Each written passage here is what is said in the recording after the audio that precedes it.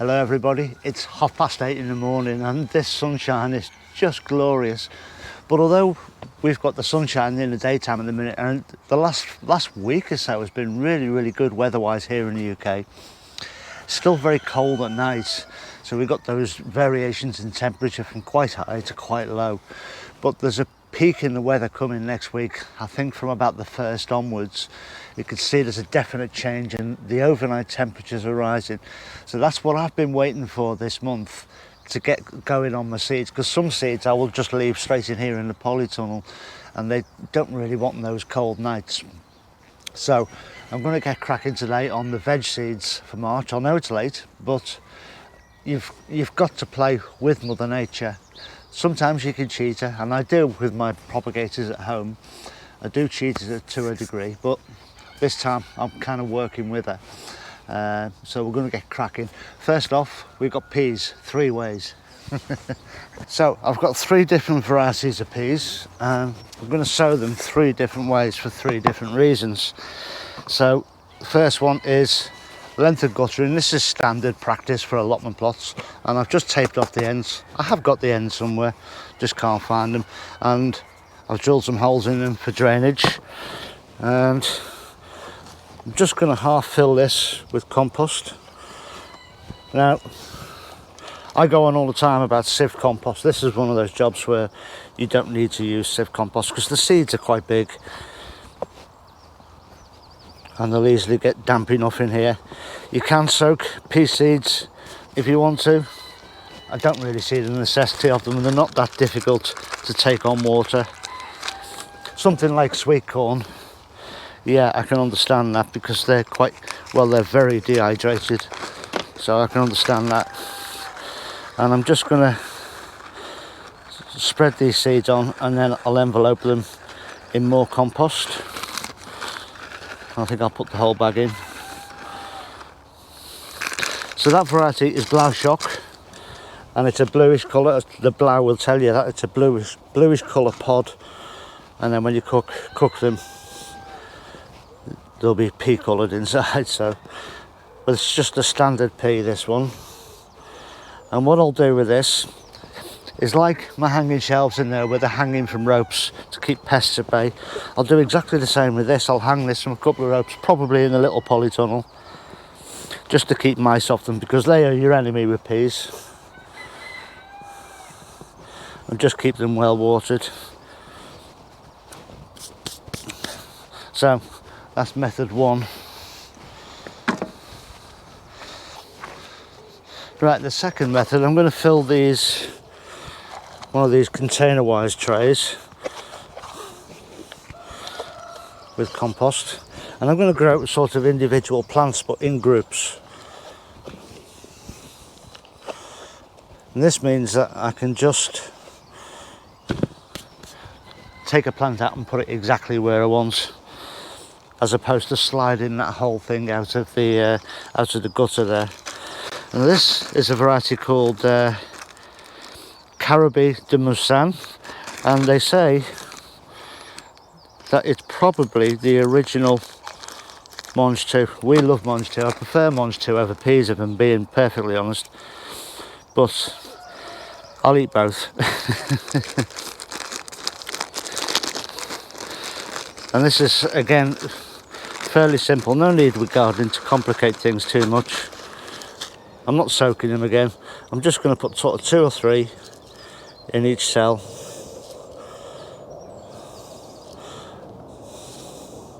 And then I'll just press them down like so.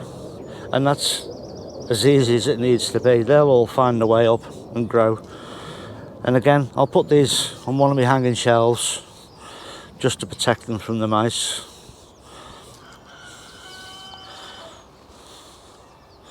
And we'll be good to go. Again, you could soak them if you want to. No real need.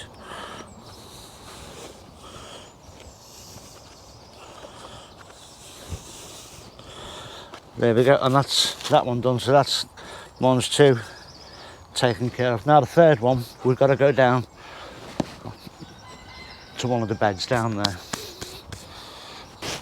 So I have my normal peas in the guttering, then they'll be slid out into a row that'll go across one here, somewhere on this front of this plot. Then I've got my mange too in the little individual pots that I'll pot anywhere that I want them to grow. And then I've got this variety. This is Pea Meteor, and this is the first early pea. And I'm growing these simply for pea shoots. And these will go in my salads through the early part of this year. And all I'm doing is I've just roughed out a little drill, and I'll just spread these in here. I'll provide them with a little bit of support, not too much, because they're only ever going to get to about this high. By that stage I will have taken all the shoots out, and there's enough there. I'll just do the one today, and then in a couple of weeks time I'll get another one done, and that's as simple as it gets. Now, because I'm putting peas straight in the ground, I am at the mercy of the mice now.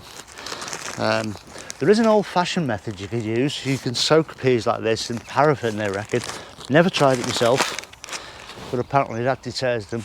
I think it would deter me as well, but I don't really want to be soaking my peas on my bed and putting paraffin in it. Just doesn't sound right. But we'll see. We might get some out of this, or the mice might get them. Now, next week I'll be sowing peas in another method, so that will make 4. So tune in for that one next week. Don't forget that one. Now, I've got this bed here in the main tunnel. About a week ago this was full of carrots, and they've all been taken out. Dug it over, raked it down, as you can see, nice fine tilth, and I'm going to sow some seeds in this, and I'm going to do all brassicas in this. I like to do this every year, have a brassica, sort of a nursery bed. And at this time of the year, when the temperatures are still fairly chilly at night but warm in the daytime, that extra warmth in the daytime will warm this soil and keep it a lot warmer through the night. Now, brassicas don't generally need a hot temperature to get them going, and you'll find that even temperatures all the way down to 5 degrees and your brassicas will germinate. Obviously they do better with a better temperature, and that's why some people use a propagator to get them going. You don't need to, but your results will be that much quicker if you do.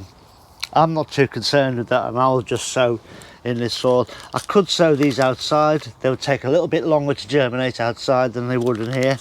But what I'll do with these is I'll grow them on in rows here when it's not being used for anything else, and then I'll transplant them outside when they're of a reasonable size or the weather is favourable outside, or both. Anyway, on with the sowing. This first one, the Swiss chard. This is a staple of many allotments. Nice big seeds. I hope you can see them. Actually, I hope you can see me, but there we go. And I'll just sow these fairly reasonably spaced along here. As I say, I'm not looking to grow these to maturity. I will probably have something else growing in here in a couple of months. It's just to use as a seed bed, really. And then just flick the soil back over the top and keep them moist, and they'll grow away quite happily in there. So I've got 7 different varieties of things. I'll just move the stick along, and so the next one I've got here is a broccoli calabrese, and this one is stromboli. It's an F1. Never grown this one before, and unusually for Premier seeds there isn't that many seed in this one. I think there's 80, which is a small amount for Premier seeds. And again, I'll just palm sow these along this row and cover them up. So it's that simple. There we go.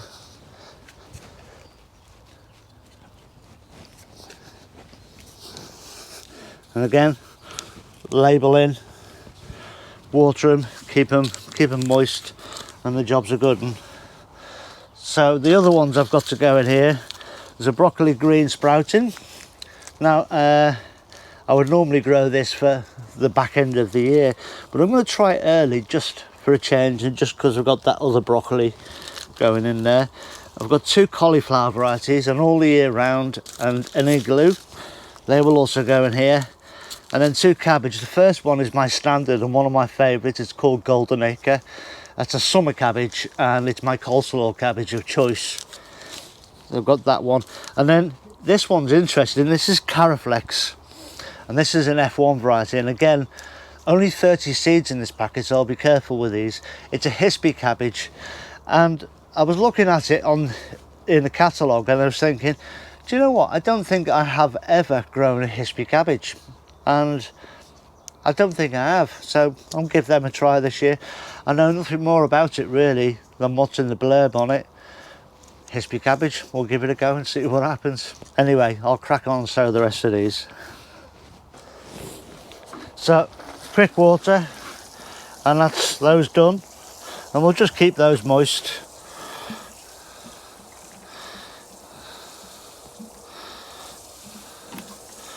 Give them a good soak to start with, full can, and then we'll just make sure they stay nice and moist. And there we go. Job's a good one.